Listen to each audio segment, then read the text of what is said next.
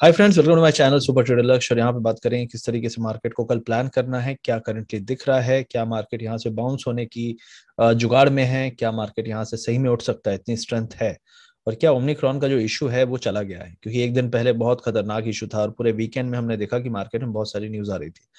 तो यहाँ पे अभी फिलहाल देखिए, ओमिक्रॉन का अगर इशू नहीं आता तो मार्केट ऑलमोस्ट 17,000 के आसपास बॉटम बना रहा था और बना चुका होता, मोस्ट प्रॉब्ली हम यहाँ से बाउंस देख सकते थे। लेकिन इस सिनेरियो में जहाँ पे बहुत सारे अननोन्स हैं, जहाँ पे बहुत सारे सिर्फ बातें हैं, होप्स हैं, और बहुत सारा क्वेश्चन मार्क है कि क्या ये जो वायरस है ये फिर अगले 3-4 महीने पूरी हालत कर सकता है पूरे वर्ल्ड की। तो फिलहाल के समय तो यही है, क्योंकि वैक्सीन सब 3-4 महीने लगेंगे, टेस्टिंग में 2-4 हफ्ते लगेंगे, तो बहुत कुछ चीजें नहीं पता साइंटिस्ट को और जो लोग जिन पे हम ट्रस्ट कर सकते हैं। तो फिलहाल के लिए तो कॉशन ही है और मार्केट भी कॉशन में रहेंगे। और ऑल टाइम हाई पे यूएस मार्केट्स हैं तो वो भी रिएक्ट करेंगे नेगेटिवली और बाउंस पे सेल होंगे। आज भी ऐसा ही लग रहा है, हमारा मार्केट भी सेम उसी तरह कर रहा है। अब कौन सा सेक्टर है जिससे हमें बच के रहना? मेरे हिसाब से आज रिलायंस, कोटक और इंडसइंड बैंक, इन तीन स्टॉक्स में न्यूज थी, इसलिए ये तीनों ने मार्केट को संभालने का काम कर लिया। तो किसी तरह हम बच गए। मेरे हिसाब से ये आज के लिए समराइज करना सही होगा, क्योंकि रिलायंस में जो टैरिफ हाइक हुआ है इसलिए रिलायंस ऊपर था। कोटक और इंडसइंड और ये बैंक एचडीएफसी, इनमें जो प्रमोटर हैं वो स्टेक बढ़ा सकते हैं, इसलिए काफी सारी धनाधन खबरें उड़ाई गई ताकि किसी तरह संभले। लेकिन फिर भी बैंक निफ्टी रेड में बंद हुआ है। तो ये दिखाता है कि मार्केट को संभालने वाली न्यूज बहुत कम है, क्रिएट की जा रही है, लेकिन यूजलेस हो रही हैं। और कहते हैं ना कि सारे बाण यूज कर लिए और उसके बाद भी मार्केट अगर रेड में बंद हो तो समझ लो कि जब ये बाण खत्म हो जाएंगे तो क्या होगा। और मोस्ट प्रॉब्ली कल का दिन हो सकता है कि मार्केट फिर से डाउन ट्रेंड कंटिन्यू करे। अब ये चीजें बहुत सारे लोग को हजम नहीं होगी कि यार मार्केट ऑलरेडी डाउन है तो और कितना गिरेगा। लेकिन आप समझ नहीं रहे हो, आप समझो इस हिसाब से कि अगर मार्केट तीसरी वेव या तीसरा जो भी वायरस है, अगर ऑलरेडी ये इंडिया में है, अभी कर्नाटका में खबर है कि जो 2 नए केस साउथ अफ्रीकन पकड़े गए हैं वो डेल्टा नहीं है। अब डेल्टा नहीं है तो क्या है, अब वो समझने में टाइम लगेगा। क्या पता हम ऑलरेडी ओमिक्रॉन ऑलरेडी हमारे यहाँ आ चुका हो। तो ये सारे सवाल हैं, क्योंकि लास्ट टाइम सेकेंड वेव होने के बाद सबको पता चल रहा है और सब घर के अंदर लॉकडाउन है, और 3-4 महीने का लॉकडाउन, फिर वही ऑन ऑफ, तो उससे इकोनॉमी में फर्क पड़ता है। और तीसरी वेव झेलने के वैसे भी कैपेसिटी किसी भी कंट्री की नहीं है, इसलिए बहुत सारे सवाल हैं। तो राइट नाउ अगर आप बोलें तो मार्केट इसीलिए आपको कमजोर दिख रहा है। कुछ स्टॉक्स थोड़ा सपोर्ट कर रहे हैं, आईटी थोड़ा सा करेगा, कुछ बैंक में जो खबरें थी वो किया, HDFC, Kotak, Reliance. Overall market में जो स्टॉक्स हैं जो रियल इकोनॉमी से जिनमें फर्क पड़ता है वो गिर ही रहे हैं। और बैंकिंग में भी आप देखेंगे, आईसीआईसी बैंक है, एक्सिस बैंक है, ये अभी भी गिर रहे हैं, क्योंकि एनपीएस झेलने की स्थिति में मार्केट नहीं है फिलहाल। एचडीएफसी में भी सेम चीज आपने देखी। तो ये पॉइंट है कि मार्केट फिलहाल कमजोर है। इतने फॉल के बाद भी अगर बाउंस ना आए, अगर इतने फॉल के बाद 13-1400 पॉइंट के बाद, 13-1400 पॉइंट के फ्राइडे फॉल के बाद आज फिर फॉल आया, उसके बाद बाउंस आया, बाउंस सर्वाइव नहीं कर पाया, तो ये दिखाता है कि मार्केट में बाइंग बाइंग की कमी है और सेलिंग इंटेंस है। कोई भी मौका है, लोग निकल रहे हैं, हर बाउंस पे लोग निकल रहे हैं। इसका मतलब है हम बॉटम पे नहीं है, मोस्ट प्रोबेबली बॉटम पे नहीं है। ये पहला पॉइंट हो गया। अब दूसरा पॉइंट यहाँ पे देख लेते हैं, ग्लोबल मार्केट क्या कर रहा है। तो हम यहाँ पे अगर यूएस 30 देखेंगे तो यूएस 30 में आप देखेंगे राइट नाउ डाउ जोन्स जो 300 पॉइंट था जब हम बंद हुए, वो 90 पॉइंट बचा है, तो काफी नीचे आ चुका है। टेक, मैंने कल भी बात की थी, टेक में थोड़ा सपोर्ट आएगा क्योंकि इनके स्टॉक्स की जरूरत बढ़ती है जब लॉकडाउन और ये सब चीजें होती हैं। तो ये दिखा रहा है खुद की ओमिक्रॉन का इशू बढ़ेगा ना कि कम होगा। ओवरऑल जो यूरोपियन स्टॉक्स है वहां भी 2-3% का राइज था, जो अभी काफी कम हो चुका है। तो ये दिखा रहा है कि ओवरऑल मार्केट हाई लेवल से गिव अप कर रहे हैं ग्लोबली, और हमारे मार्केट ऑलरेडी कमजोर थे और ओमिक्रॉन ग्लोबल इशू है, हमारे लिए प्रॉब्लम बनेगा। इसलिए कौन से स्टॉक गिर सकते हैं थोड़ा ये देख लेते हैं। तो डाउ जोन्स की बात करूं, देखिए आप खुलते ही कहाँ पे खुला आप देख सकते हैं, 35, 250, 300 के आसपास, और वहां से गिरते गिरते 200-250 पॉइंट गिव अप कर चुका है, ऑलमोस्ट फ्लैट 100 पॉइंट बचा है। अब यहाँ पे क्यों मैंने कहा कि बैंकिंग स्टॉक्स पे आपको नजर रखनी है, क्योंकि यूएस में भी सेम चीज है। गोल्डमैन सैक्स बैंक गिर रहा है, जेपी मॉर्गन बैंक गिर रहा है, तो बैंकों में प्रेशर बनने वाला है और बैंकों में ही प्रेशर कल भी बन सकता है। अब यहाँ पे कुछ न्यूज है, तो रिलायंस कैपिटल के ऊपर एक न्यूज है जो बहुत इंपॉर्टेंट रहने वाली है कल के लिए। तो यहाँ पे जो खबर है वो ये है कि रिलायंस का जो बोर्ड है, रिलायंस कैपिटल का, उसको सुपरसीड कर लिया आरबीआई ने। जो डीएचएफएल में हुआ, जो एसआरआई इंफ्रा में हुआ, वही चीज यहाँ पे रिलायंस कैपिटल में हुई। ये छोटी न्यूज नहीं है, क्योंकि रिलायंस कैपिटल के ऊपर काफी कर्जा है बैंकों का, 40,000 करोड़ का कर्जा इनको लगता है। और वो कौन कौन से बैंक हैं वो भी आपको समझ में आ जाएंगे। तो ये मोस्ट प्रॉब्ली न्यूज कहीं ना कहीं किसी ना किसी को पता रही होगी, तो आपको बैंकों में कुछ तो रिएक्शन दिखा होगा। लेकिन इसका कर्जा इतना ज्यादा है, और मोस्ट प्रॉब्ली इससे एक सेंटिमेंटल इम्पैक्ट पड़ता है, क्योंकि आरबीआई अगर कब्जा करने की जरूरत पड़ रही है, बैंक को ओवरटेक करने की पड़ रही है जरूरत, तो डेफिनेटली प्रॉब्लम है। और यहाँ पे क्या कह रहे हैं कि due to defaults, governance issues, और बहुत सारे और भी चीजें हैं जो प्रॉपर नहीं चल रहे थे, इरेगुलर चल रहे थे, इसलिए आरबीआई ने इसको सुपरसीड किया है। अब इसमें बहुत सारे लोगों के पैसे लगे हुए, तो डेफिनेटली यहाँ पे आपको नेगेटिव इम्पैक्ट दिखेगा। बहुत सारे लोगों के लोन्स हैं, मतलब इन्होंने बहुत सारे बैंकों से पैसा उठाया है, तो उन बैंकों में प्रेशर दिख सकता है।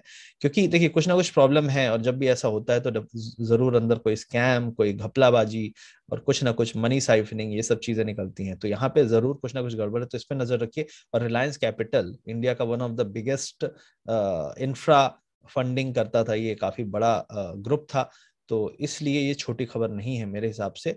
और इसके पीछे बहुत कुछ अभी निकल के आने वाला है, तो ये आपको थोड़ी सी नजर रखनी पड़ेगी। इसके कारण बैंकों में, फाइनेंशियल कंपनीज में, एनबीएफसीज में आपको थोड़ा प्रेशर दिख सकता है, क्योंकि ये छोटी न्यूज नहीं है।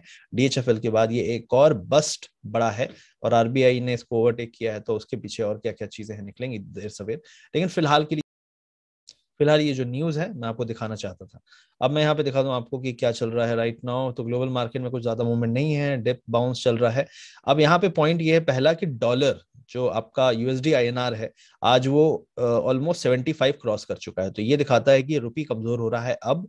और रुपी अभी रिसेंटली में आप देख सकते हैं एक दिन में बहुत बड़ा कैंडल बना था, तो रुपी कमजोर हो रहा है। ये दिखाता है एफआईआई आउटफ्लो जारी है, आज भी 4,000 करोड़ का अप्रोक्सीमेटली एफआईआई आउटफ्लो है। तो ये एक न्यूज है जो बहुत सारे लोग हमेशा देख रहे हैं। तो एफआईआई लगातार बेच रहे हैं, आज भी एफआईआई ने बेचा है, तो एफआईआई अभी भी मान नहीं रहे हैं। दूसरा इंपॉर्टेंट पॉइंट है जो मेरे को अभी भी परेशान कर रहा है, वो ये है कि मिड कैप में बाइंग नहीं आ रही। मिड कैप में आप देख सकते हैं 400 पॉइंट फॉल हुआ, सब कुछ ग्रीन है, पॉजिटिव आ गया, लेकिन मिड कैप में बाइंग नहीं आई, स्मॉल कैप में बाइंग नहीं आई। तो मिड कैप, स्मॉल कैप में, छोटे स्टॉक्स में अभी भी सेलिंग जारी है। अब जहां से बाउंस हुआ है ये पहला सपोर्ट एरिया था, लेकिन जो सपोर्ट एरिया है यहाँ पे हम दोबारा से जाके टेस्ट कर सकते हैं, क्योंकि जिस तरीके की इंटेंस सेलिंग आई है यहाँ पे, हम इस तरीके से पैनिक लो बना के वापस से ऊपर जाना शुरू नहीं कर सकते, क्योंकि न्यूज अभी भी है मार्केट में, जो बैड न्यूज है, जो भी नेगेटिव न्यूज है अभी भी है। तो मोस्टली इस तरीके के पैनिक लो हम दोबारा से रिटेस्ट करते हैं, जाके टेस्ट करेंगे स्ट्रेंथ है नहीं है, और फिर उसके बाद बाउंस करते हैं। मोस्ट प्रॉब्ली अगर आप बोलें कि कौन सा स्ट्रॉन्ग लेवल है सपोर्ट का, तो मेरे हिसाब से ये एरिया जो है, ये वाला एरिया आपका 28,300 का एरिया जो है वो स्ट्रॉन्ग सपोर्ट बनेगा। तो वहां तक तो हम एक बार जाएंगे। अब ये बाउंस होके थोड़ा सा डाउन होके बाउंस पे सेल और इस तरीके से करके जा सकते हैं, तो most probably mid cap stocks में पेन बने रहने वाला है।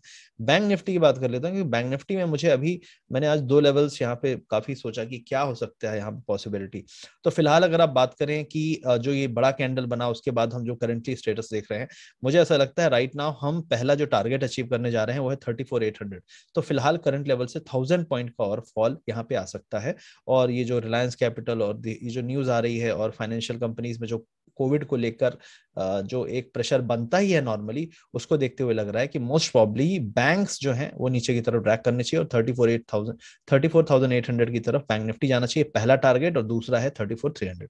इस एरिया पे स्ट्रॉन्ग सपोर्ट बनेगा। मैंने आपको बताया था जो कंसोलिडेशन होगा वो इस एरिया पे होगा, तो इस एरिया तक तो एक बार ये आएगा, नीचे वाले एरिया को टच करके स्ट्रॉन्ग बाउंस आएगा, लेकिन इस एरिया पे आना चाहिए, तभी जाके हम कह सकते हैं कि यार चलो हम डिसेंट एरिया पे बाय कर रहे हैं। अदरवाइज तो यहाँ पे राइट नाउ पैनिक आके वापस बाउंस हो जाना, ये कोई बहुत ही रिलायबल मेरे हिसाब से इंडिकेटर नहीं है। तो फिलहाल यहाँ से मुझे लगता है कि बैंक्स गिर सकते हैं कम से कम 1,000 पॉइंट से 1,200 पॉइंट, मिनिमम 1,000 पॉइंट तो मुझे लग ही रहा है। और जो लोअर सपोर्ट है आपका 34,200 300 के आसपास आएगा। तो ये दो लेवल है। आईटी यहाँ पे सपोर्ट का काम कर रहा है, इसलिए निफ्टी में हो सकता है कि बहुत फॉल ना आए, लेकिन निफ्टी के बाकी जो कंस्टिट्यूएंट्स हैं आईटी के अलावा वो वीक रह सकते हैं। तो इसलिए यहाँ पे एक चांस है कि हो सकता है आईटी थोड़ा सपोर्ट करे निफ्टी को, लेकिन फिर भी देखने वाली बात होगी, क्योंकि ऐसा नहीं है कि यार आईटी में कोई फर्क नहीं पड़ने वाला है। तो आईटी स्टॉक्स भी राइट नाउ एग्जैक्टली अगर आप देखेंगे 33,900 पे सपोर्ट है, जब तक ये होल्ड करता है ठीक है, अगर यहाँ से तोड़ा तो फिर आपको आईटी में, क्योंकि ये जो वाला एरिया है मैं आपको दिखा दूं, मैंने पहले भी कहा था, ये जो एरिया है ये वाटरफॉल की तरह यहाँ पे गिरेगा अगर इसमें ब्रेक हुआ, तो ये एरिया 33,900, तो इस पे नजर रखिए। और ये आपका स्टॉप लॉस होना चाहिए किसी भी लोग कोई भी जो है आईटी स्टॉक्स में है तो इस इंडेक्स को देखते रहना, और जिस दिन ये तोड़े तो समझ लेना धीरे धीरे धीरे यहाँ पे फिसलता हुआ नीचे जाएगा, क्योंकि उसी तरीके से ऊपर भी गया था। अब यहाँ पे बैंक्स की कुछ बात कर लेता हूँ, कौन कौन से बैंक्स कमजोर रह सकते हैं। तो आईसीआईसीआई बैंक की बात कर लेते हैं पहले। आईसीआईसीआई बैंक का जो सपोर्ट है 690 के आसपास है, यहाँ से जब तक 690 के आसपास नहीं जाएगा आप बाइंग यहाँ पे करेंगे तो रिस्क है। मेरे हिसाब से एक अच्छा एरिया जो है 690 685 के आसपास है, तो देर सवेर यहाँ पे इसको आना चाहिए। एसबीआई की बात करेंगे यहाँ पे। अब जो ये रिलायंस कैपिटल वाला इशू है, इस तरह के इशू से डेफिनेटली इसमें सेंटिमेंटल इम्पैक्ट पड़ता है। जो आपका एरिया है स्ट्रॉन्ग बाइंग एरिया आना चाहिए, ये वाला एरिया जो है 439 जो एक हाई बनाया था, फिर उसके बाद इसने दूसरा हाई बनाया था करीब करीब 470 पे, तो जो 439 वाला हाई था यहाँ पे एक लो बन सकता है, तो करीब करीब 440 का एरिया, तो करेंटली 465 में है। यहाँ पे देर सवेर इसको 440 के आसपास आना चाहिए, 440 के आसपास एक बॉटम बना के फिर एक बाउंस हो, और फिर हम इस रेंज में थोड़ा टाइम स्पेंड करें, तभी जाके एक अच्छा स्ट्रॉन्ग बाउंस मिलेगा, वरना हर बाउंस पे फिर सेलिंग मिल जाएगी। इंडसइंड बैंक की बात कर लेते हैं। इंडसइंड बैंक में खबर थी, फिर भी इसका कोई असर नहीं हुआ। कोशिश की मार्केट ने उठने की, लेकिन नहीं उठ पाया। फिलहाल अगर 897 टूटता है तो फिर आपका 825 का लेवल मैंने पहले ही बताया था, वहां तक जा सकते हैं। एक्सिस बैंक की बात कर लेते हैं। तो एक्सिस बैंक शुरू से वीक था, जिस दिन से रिजल्ट आया इसको कोई छोड़ नहीं रहा है, फिलहाल भी अभी यहाँ से और नीचे है इसका सपोर्ट लेवल 625, तो ये सबसे वीक बैंक है मेरे हिसाब से। 625 630 के एरिया तक जा सकता है, तो फिलहाल यहाँ पे भी कम से कम 4% का फॉल बकाया है। तो फिलहाल अगर आप बोले सबसे वीक और सबसे ज्यादा ऐसा कौन सा बैंक है जिसमें काफी डाउन साइड दिख रहा है, एक्सिस बैंक में दिख रहा है, आईसीआईसीआई बैंक में भी डाउन साइड है, ठीक है, कम से कम आपका कह सकते हैं यहाँ पे 690 अगर कहें तो आपका 30 रुपए है, 4% यहाँ पे भी डाउन साइड है। और अगर हम एचडीएफसी बैंक की बात करें तो आज जो न्यूज था, न्यूज ने तो इसको बचा लिया क्योंकि इंपॉर्टेंट सपोर्ट भी था, और इंपॉर्टेंट सपोर्ट पे न्यूज आया है, लेकिन ये अगर टूटता है तो आपका अगला जो सपोर्ट है वो आपका 1413 1410 पे है, मतलब यहाँ पे भी 5% का फॉल है। अगर आप बोले क्या ये ट्रेंड लाइन हमेशा काम करेगी, मोस्ट प्रॉब्ली करनी चाहिए, लेकिन अगर टूट जाए तो आपको कौन सा टारगेट आपको मिल सकता है 1410 1420 का, तो यहाँ पे भी 5% का फॉल निकल आएगा अगर हम 1490 1480 का लेवल तोड़ देते हैं नीचे की तरफ। तो ये सभी एरियाज हैं, आपको वॉच करके चलना पड़ेगा। ओवरऑल बैंक निफ्टी में मैं अभी भी काफी बेरिश हूँ, और निफ्टी में इतना ज्यादा नहीं हूँ, लेकिन निफ्टी भी बाकी सेक्टर जो हैं वो डेफिनेटली इस कोविड के कारण प्रॉब्लम में रह सकते हैं। तो फिलहाल अगर बहुत बड़ा डिप मिल जाए 500 1000 पॉइंट का सुबह सुबह मिल जाए तो वो बाइंग एरिया है, क्योंकि सुबह सुबह ज्यादातर एक पैनिक बॉटम बन जाता है, बाइंग आ जाती है। लेकिन अगर सेकेंड हाफ में वापस हम नीचे जाते हैं तो फिर वहां पे आप समझ लीजिए कि वो ब्रेकडाउन के चांस है, और अगले दिन भी वो कंटिन्यू रह सकता है। तो फिलहाल के अगर हम ट्रेंड देखें तो बैंक निफ्टी ने वापस से हाई बना के वापस से नीचे की तरफ गया है, तो बैंक निफ्टी इशारा कर रहा है कि वो कमजोर रहने वाला है, आईटी स्ट्रांग रहने वाला, स्ट्रांग मतलब डिप में बाय, और निफ्टी मिक्स रहेगा, बहुत ज्यादा नहीं गिरेगा लेकिन ऐसा नहीं है कि नहीं गिरेगा।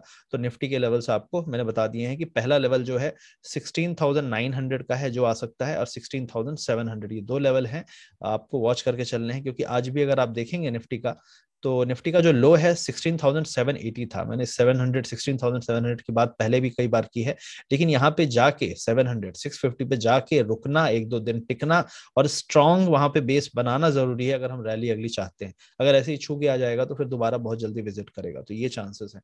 आई होप ये वीडियो आपको अच्छा लगा, लाइक शेयर सब्सक्राइब जरूर करिए, ज्यादा से ज्यादा लाइक किया करिए, बहुत एफर्ट लगता है वीडियो बनाने में। आई होप आप करेंगे, और शेयर करा करिए अपने दोस्तों के साथ, यारों के साथ, बच पाएंगे लोग। बहुत सारे मेरे वीडियोस लोग देखते थे तो वो बच गए, जो नहीं देखते थे तो वो बचने लायक नहीं बचे। तो सीधी सी बात है, शेयर करिए ज्यादा से ज्यादा लोगों तक, सब बचे। और जब बाइंग एरिया आएगा धीरे धीरे बाइंग भी करेंगे और अच्छा पोर्टफोलियो भी बनाएंगे, वो सब चीजें भी मैं गाइड करूंगा। Thank you very much guys, see you soon.